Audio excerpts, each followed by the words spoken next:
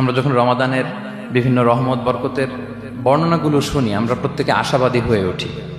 এবং বিশ্বাসীদের একটা বৈশিষ্ট্য হচ্ছে সবসময় আশাবাদী হওয়া, হোপলেস না হওয়া। আল্লাহ তাআলা সূরা ইউসুফে বলছেন, লা তাইয়াসু মির রাহিল্লাহ ইন্নাহু লা ইয়াইয়াসু মির রাহিল্লাহি ইল্লাল কওমুল কাফিরুন। তোমরা আল্লাহর রহমত থেকে নিরাশ হয়ে যেও না, তোমরা হোপলেস হয়ে যাও না। আল্লাহর রহমত থেকে নিরাশ শুধু তারাই হয় যারা অবিশ্বাসী, যারা কাফির। সো বিশ্বাসীরা সবসময় আশাবাদী থাকে। তো এই রমাদানুল মুবারক এটা আমাদেরকে সবসময় আশাবাদী করে, আমাদেরকে স্বপ্ন দেখায়, আমাদের হৃদয়ে আশা জাগায়। আমরা যখন রমাদান কেন্দ্রিক কথাগুলো শুনি আমরা উচ্ছ্বসিত হয়ে উঠি।